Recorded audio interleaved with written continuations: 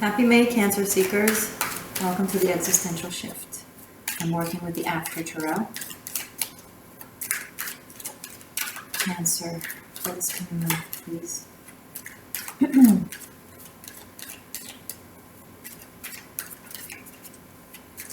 I don't know why I'm picking up on peace is non-existing.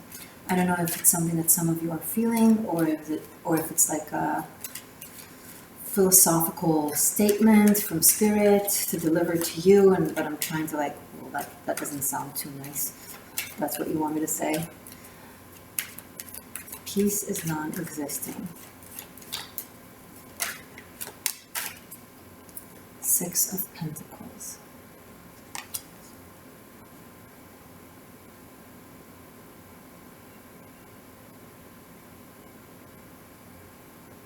Okay. The conflict that you experience both in the world and within your own, subjective, personal world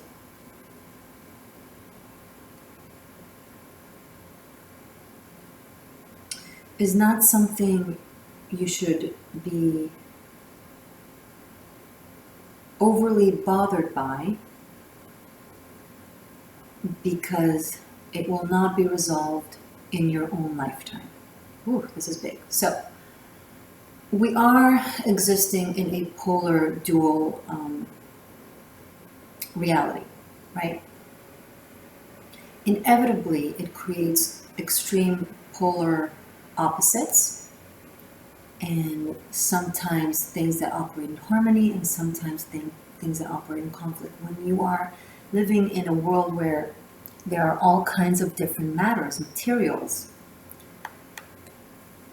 something will just inevitably won't work together and clash.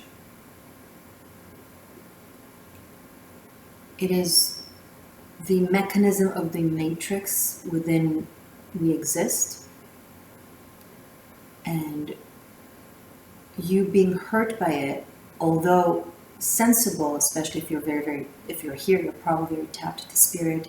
You inherently understand the other possibilities, that there are realities in which there is no conflict and there is harmony, and it is simpler.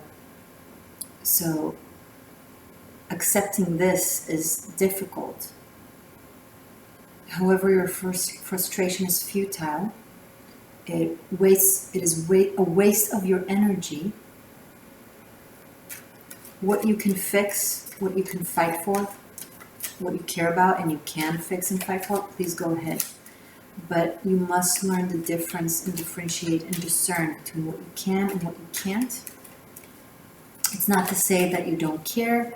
If you realize that this is something I can't fix, or this is something there's nothing I can do about, it's not to say that you don't care. It's not to say that you're not a worthy spiritual warrior. It's not to say that you're not fighting the good fight. It's not to say that you're not, guiding humanity to a better place. It's just to say that you are humble in the face of this infinity, that you're also spiritually wise and mature enough to understand that this is a place, a path that you've chosen to go through, this world, this reality, this life.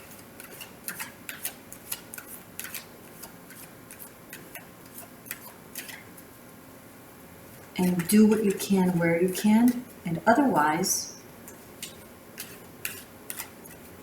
accept the bits of joy that exist in everything. And if it's not good enough and it doesn't make you happy, instead of fighting it, seek it elsewhere. It's not giving up. It's not being weak. The opposite. It's called the path of least resistance. It's called wisdom and maturity.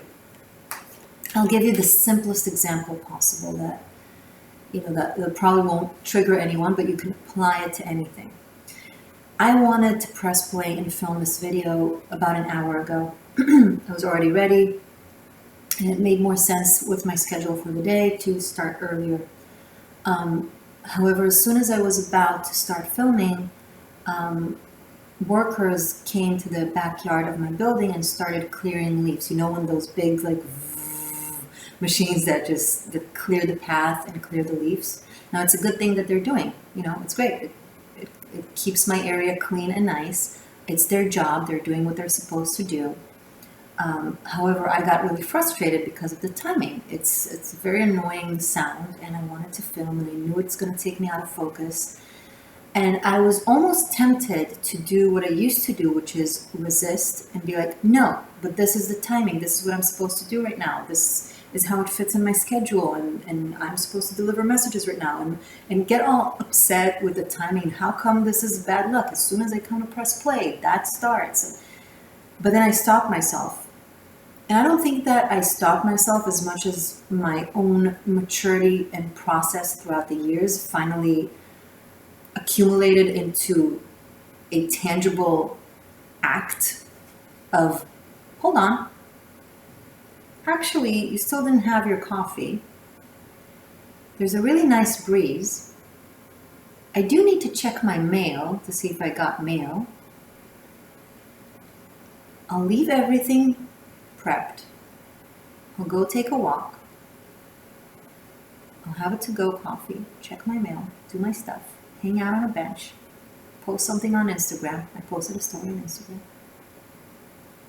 And an hour later, I came back, caffeinated, breezed, and they finished their job.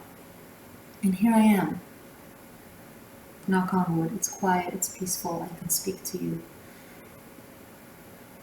Harmony can be reached when you behave in harmony. When you resist, conflict, insist, in the name of harmony, you create more strife. Now, yes, it was a very simple example, but it completely transformed my day. And nice enough, it enabled me to deliver you this message. I actually didn't plan it, but as always, it just worked out. So apply this to anything now. Of course, there are things where if you don't have a way out, if there is no other possibility, you have to stand up and fight or resist or stand up for something. I'm not saying to not do it. Please don't take what I'm saying now as an excuse to be indifferent, apathic, and cowardly. But I feel because you're a Cancer, you're cardinal water. You act upon your emotions and what you care for, right? And your spirit, you're very active in the world. Then I feel like many of you learned the difference. So that's a message that came through. The Six of Pentacles says, if you allow things to come to you when there's room for it, harmony will just kind of happen, and things will fill up voids, right? If instead of insisting on filling up a certain void right now because you think it's the best thing and it's the best way and it's the best timing, and then the thing will just evade you, just let it be void for a second. It's the ability to live with a void of some sort, right? Many of us can't do it. It's very, very hard. It reminds us of the infinity of creation that we can't touch or understand, and it scares us. So practice with living or accepting temporary small voids. It's one little hour where I'm not doing my work. I'm strolling instead. Then when I come back, the void is filled properly, with ease. Now I'm filming with ease. When you insist on accepting here and now, you'll end up receiving far less than you would if you'll be okay with emptiness for a little bit. And then the fullness will just seek you out and give itself to you.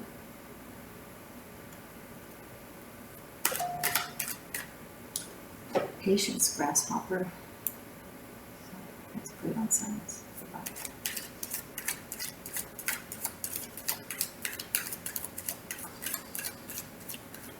Show me more, please, from my beautiful Cancerian seekers, seers, shifters, existential shifters.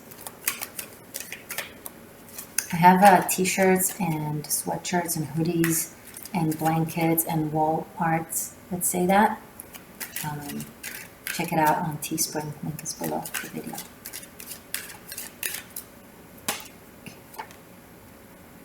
Knight of Cups.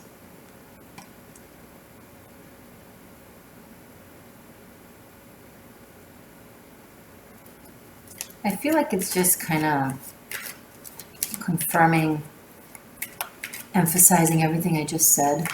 How when you allow flow to come to you, it flows to you, right? A waterfall can only fall into a void, down. Water can only fill up an empty space. And you tell yourself, but I am empty, I am single, or I'm without the job that I want, or I'm not, etc., etc. But you're filling out that void with constant manifestation and action and overthinking and spell work and energy work and focus and drawing in and thinking and writing, and that's energy. All of these things are energy that fill up that void. And then energetically, the thing itself that you want to arrive doesn't have room. So surface level, it will look like other reasons as to why it's not coming, but those reasons are just manifestation of energy. Okay, the energy didn't have room to enter your energetic sphere, so it manifested as a mundane event as to why this person didn't call, or why this employer didn't choose you, and so on and so forth. Allow the void. Don't ask the question. Don't pray for the thing. Do other things that you can do, that you have room to do, that are completely dependent on you. Fill up someone else's void or something else's void. You're waiting on someone to call you. Instead of waiting on them to call you, or wishing for them to call you, or manifesting them calling you, and so on and so forth, call someone who's waiting on you.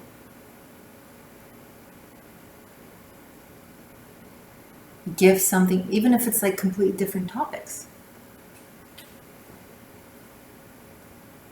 Be busy filling up other voids. And then someone will get busy filling up your voids.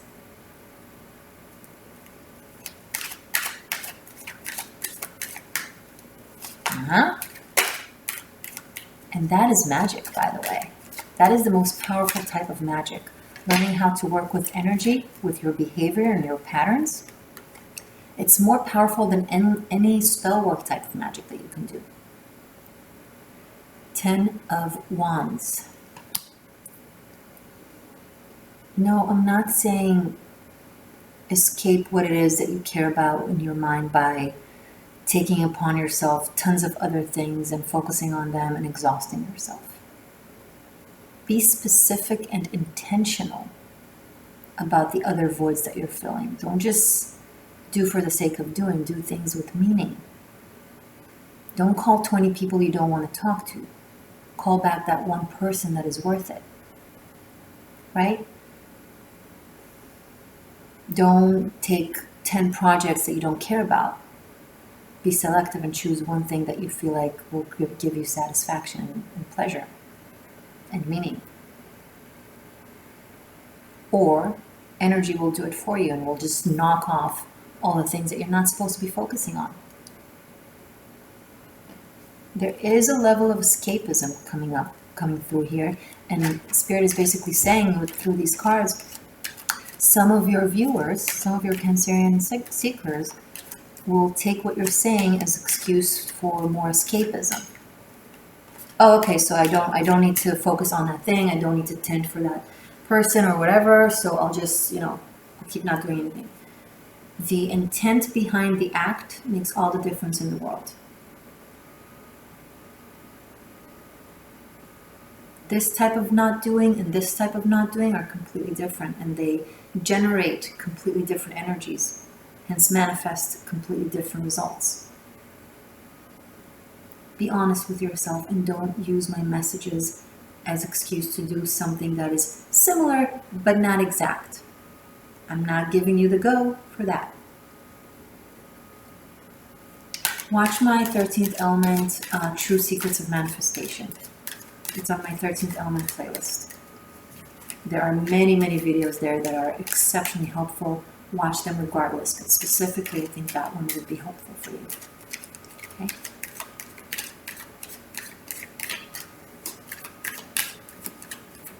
And watch one of my recent 13th Elements, Oneness versus Communism.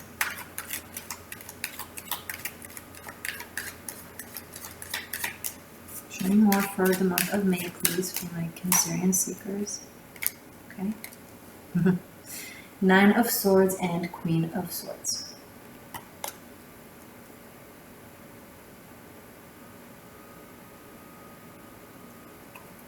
So, I named the recent Taurus reading for May a variation of the famous saying, you know, the psychotic drowns in the same waters in which the mystique swims in delight, right? And this is coming up here. This one holds a sword and is fighting this big scary monster in this very negative scenario. And this one is holding up a sword and is just letting the butterfly kind of land on it. I'm picking up that this is the same person, this is you, and this is the same monster or creature or whatever it is that you're dealing with. It's a different approach that makes all the difference in the world.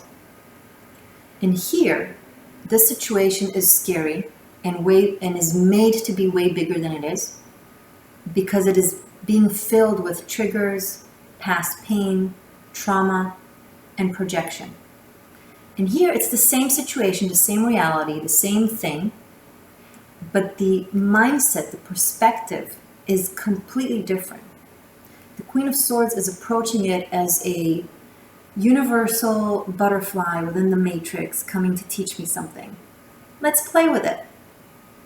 Here, this individual is treating the same thing as a monstrous devil that is coming in from hell or the underworld to punish me for whatever bad deeds I've done in past lifetimes, and now I have to face a Saturnian challenge and be miserable while at it because I deserve to be miserable because I did something bad in the past lifetime. And this one is like, oh cool, what a cute fun little lesson.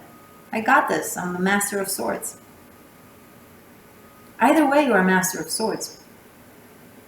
Question is, are you fighting a lizard or dragon, or are you playing with a butterfly? Because it's the same energy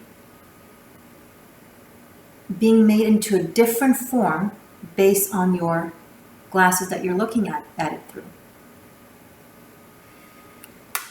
Think about a plant, okay? When you look at the plant, you see from proximity, you see the brown branches, you see the leaves, the green leaves, maybe the vase that is holding it. However, same plant in the same position, pilot in an airplane flies from above. Maybe they'll be able to see this little dot on the ground. Visually, they're seeing something completely different. Same plant. You take the same plant, you throw it into the ocean. A shark passes by, and what the shark sees is the infrared of the plant, the heat that this plant exudes, because they see heat. Visually, seeing something completely different. The plant is still the same plant. This is an energy. This big scary lizard and this cute little butterfly are the energy of all the things you're dealing with. Again, I'm not saying, again, I feel the need to mention this. Don't use it as ways of escaping a difficult situation that you need to deal with. Do the actions. The actions of deal. I'm not saying don't deal with it. She's still holding up the sword, looking at the butterfly. Her hand is with, there's an action, there's a thought, there's an observation. She's not looking away from it. She's not ignoring it. The sword is not down. Do the actions that you are required to do, right? Fill up the paperwork, have that uncomfortable conversation, Do the things, but the approach, the emotional and mental, instead of agony, be like, adventure, opportunity to develop, to strengthen a muscle. That's what I'm trying to say. Now, I know I'm telling you things that have been said to you over and over again, but I'm giving it to you in a way, in a storytelling way, that makes it very easy to grasp the importance of it and to differentiate between the two different optional approaches that you can take, right? I don't invent anything. None of us does. Everything already exists. You know, nature is the biggest inventor. We're just copying the biggest artist, which is nature, constantly. And that's okay. This is my creative way of giving you what you already know, but you just need a reminder of. This is going to be a month that trains your muscle, your mental, spiritual, witchy muscle of how to approach life and make them a beautiful adventure and enjoying it while at it. And there will be others around you tempting you, triggering you, creating situations that are reminding of you of past pains, and possibly people who've imposed judgment and harshness and treated you like a little monster when you were just a cute little kid running around, having a lot of energy and curiosity, but you were tagged with ADHD and shoved with Ritalin down your throat. It's like there was nothing wrong with you. You were hyper intelligent, energetic, constantly aware of everything around you. That's called being brilliant, not problematic, but people, teachers who were less smart than you, instead of admitting it and learning from you and, you know, making the place bigger to fit you, making themselves bigger to fit you and to take advantage of the opportunity to learn and grow through you and thanks to you, decided to stay small and limit you and say that something is wrong with you. You're not brilliant, you're just ADHD. Let's shove some drugs down your throat that are just like other drugs that I'm not going to say because now I don't want to be flat, but you know. And that numbed your brain and made you think that there's something wrong with the very creative, brilliant way in which you look at life. So you kept thinking, oh, I need to escape my energy and my brilliance by doing things that numb my energy or my perspective. You just replaced the Ritalin with escapism. And even if you weren't diagnosed with that when you were a kid, whatever. Maybe it's coming through so you don't do that to your kid. Your kid needs an outlet. They need sport. They need riddles. They need to study a lot of things. They need to hop from one thing to another. They need to investigate life and discover what they like and change, and let them. Nothing is wrong with them. They're just full of life. That's a good thing, not a bad thing.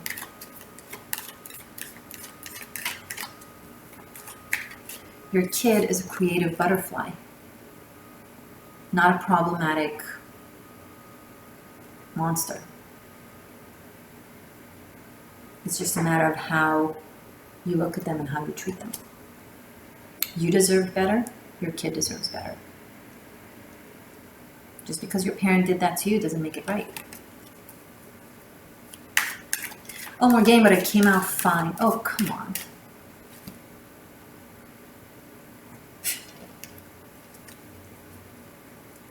We should come out fine, not because we had to overcome really, really terrible things. Ideally, we should come out fine because we had a very supportive environment. Like, why do we need to come out fine with trauma and pain and triggers when we can come out fine without those? Let your kid have more joy than trauma. I don't like what you're saying to me. I'm gonna click out and go watch a video about, where someone is telling me that the love of my life is just around the corner and they're going to kneel and propose to me when it's not going to really happen until I do the work and treat others the way I want to be treated. Okay, cool, you go do that. Come back when you're ready for the existential shift.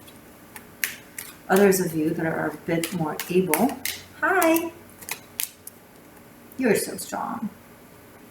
The hangman. So you can either, in the hangman, within the hangman, there are the possibilities of either playing victim and a martyr and just stay stagnant and wait for the world to come and feed you and heal you and give you and treat you. Or you can give it all those things to yourself, and it's manifesting others giving those things to you too, because they want to. Not because they have to, not because they are coerced, not because they feel guilty, not because they feel ashamed, but because they want to. That's it. The hangman have very different facets to him. He can be a very coercive, guilt-oriented martyr. Martyr complex, not a true martyr. Or he can be a highly high frequency, wide frequency spiritual master that knows how to adapt to different scenarios and knows how to look at things from other perspectives that are not from his or hers projection of trauma and triggers, rather simply understanding the complexity of life and the needs of other people. Okay. Some of you are like, oh, well, I always put myself in the other person's shoes. I always look at their side of things and deny my side of things. That's not what I'm talking about. That's, again, you're doing it just to be seen as a martyr and just to be seen as the good person that gives and gives and gives, right? That's the martyr complex, as opposed to just not taking things personally, not making it about yourself and being like, okay, this person is dealing with XYZ right now. It's not about me. I can either be okay with it and hang around, or it's not good enough for me because it's not what I'm looking for right now. So I can let them be, and I can go and do whatever it is that I want to do without anger, without resentment, just with an understanding that, okay, it's not working out right now. Right? That's the difference. A martyr would be like, oh, I understand that you're going through such a complex time. Let me just sit and wait for you and really be sad about it, but I have to do it for you because I see your side of things while completely ignoring your needs. And then there's like, okay, I understand you're going through something complex right now. There's nothing that I can do about it, and it will be completely inappropriate of me to demand or push because you have your life situation and those are things that are important to you. However, I can also recognize that it's not what I'm looking for right now, and it's a bit hard for me to stick around for that. So why don't we just take a distance, and I'll do my thing and you'll do your thing, and maybe we'll meet again, maybe not, and we'll just see what life has in store. See the difference? Huge difference.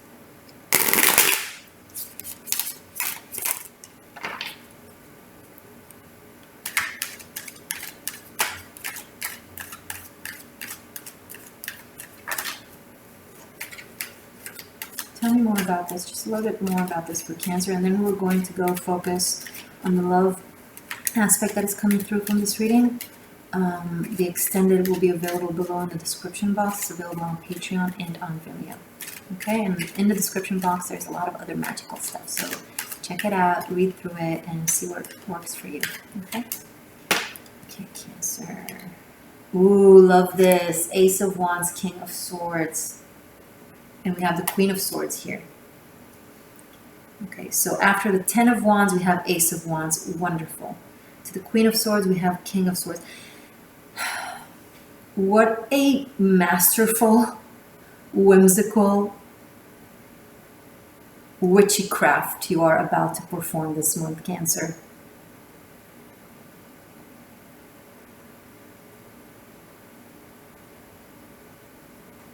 Brilliant. And I do see love being manifested here between two people who think similarly, have a very clear leveled head, very discerning, very accurate, and that makes room for really great communication, and that gives freedom to passion, to just be. and not be suppressed, because air gives life to fire, right? So when the communication is clear, sharp, positive, and truthful, the passion, the will, the desire in you have room to roam free. It's not being suppressed by overthinking or by underthinking, right?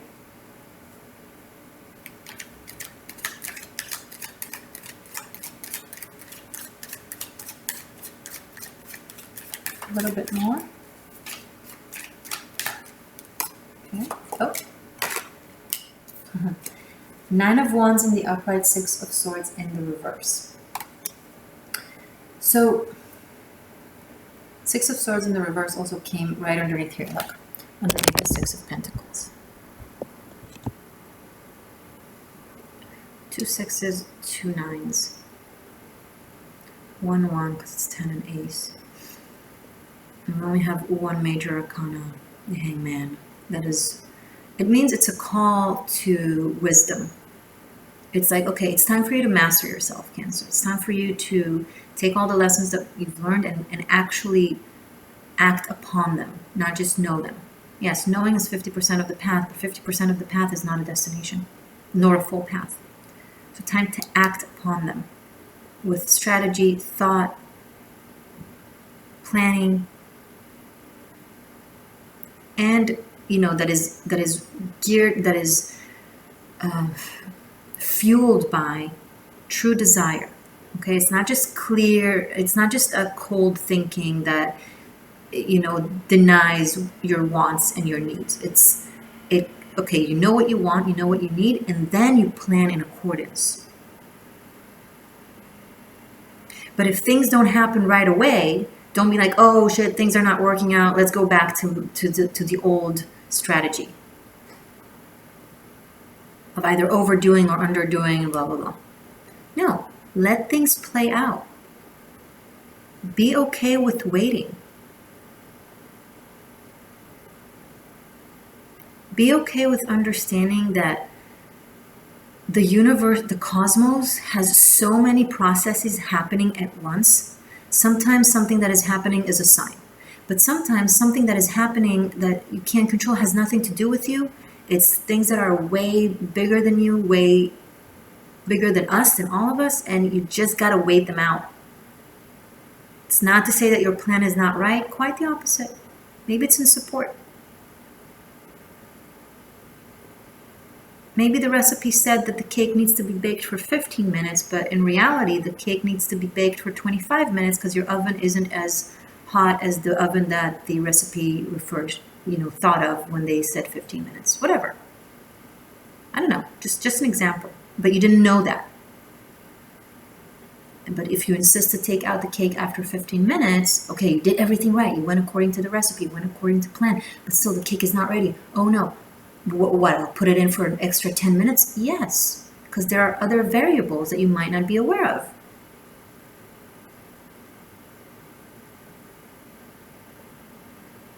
Look at the rhythm of things, look at the reality of things, and listen to them, and accept them. Again, if you can't change it, work with it. Put that cake back in the oven for an extra 10 minutes and go, I don't know, watch a cute kitten YouTube video. Make a cool post on Instagram. Write down that poem that was in your mind. Write down that dream. There's tons of things you can do in those 10 minutes. Or an hour. Or a week.